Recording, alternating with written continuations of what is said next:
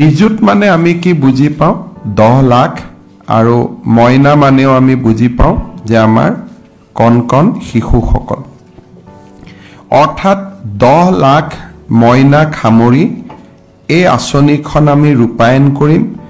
আৰু যেতিয়া 10 লাখ হিতাধিকাৰী হৈ যাব তাৰ পিছতে আঁচনিখনে কিমান প্ৰাসংগিক হ'ল ই কেনেকুৱা ফল দেখুৱাব পাৰিলে তাৰ ওপৰত ভিত্তি কৰি সেই সময়ত চৰকাৰে সিদ্ধান্ত ল'ব পাৰিব যে আঁচনিখন পৰৱৰ্তী দিনলৈ চলাই ৰাখিব লাগে বা ইয়াক পৰিৱৰ্তন কৰিব লাগে বা ইয়াক এটা নতুন স্বৰূপ দিব লাগে 10 লাখ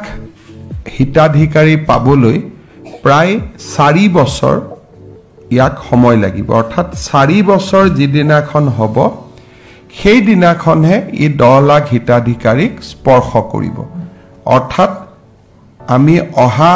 4টা বছৰ এই আঁচনিখন এই ধৰণে আমি চলাই ৰাখিব পাৰিম এই নিযুত মইনা আঁচনিখনৰ মূল কেন্দ্ৰবিন্দু হৈছে যে বাল্য বিবাহ ৰোধ কৰা আটাইতকৈ ডাঙৰ অস্ত্ৰ হ'ল শিক্ষা যদি এগৰাকী ছোৱালী শিক্ষাৰ যেটো স্পেস তাক যদি আমি এটা বছৰো বঢ়াব পাৰো দুটা বছৰো বঢ়াব পাৰো তিনিটা বছৰো বঢ়াব পাৰো তেতিয়া হলে বাল্য বিবাহকো আমি প্ৰতিহত কৰিব পাৰো টিনেজ প্ৰেগনেন্সি যেটো সৰু বয়সতে গৰ্ভৱতী হয় তাকো আমি ৰোধ কৰিব পাৰো আৰু ছোৱালী সকলৰ মাজত লুকাই থকা প্ৰতিভাৰ বিকাশত আমি সহায়ক হিচাপে থিয় হ'ব পাৰো কলেজত পঢ়া ছোৱালী বিলাকৰ কাৰণে আমি যদি চৰকাৰে এটা নিৰন্তৰ আৰ্থিক সাহায্য দিব পাৰো দেউতাক মাকৰ বোজ যদি কমাব পৰা যায় তেতিয়া হলেও আমি ভাবো যে ড্ৰপ আউট আৰু এডমিশনত আমি প্ৰেৰণা যোগাব পাৰো এই উদ্দেশ্য আগত ৰাখি ৰাজ্য চৰকাৰৰ এইবাৰৰ বাজেটত আমি সিদ্ধান্ত লৈছিলো যে উচ্চতৰ মাধ্যমিক প্ৰথম বৰ্ষ স্নাতক প্ৰথম বৰ্ষ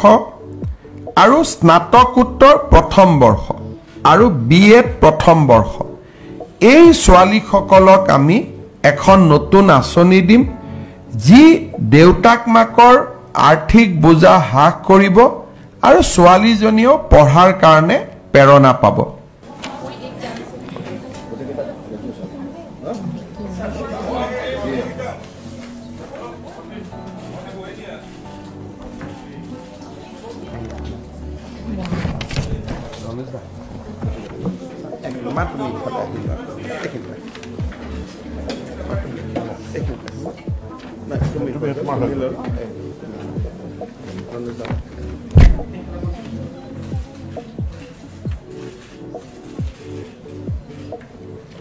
আৰু মা তাই কোন ক্লাছ মা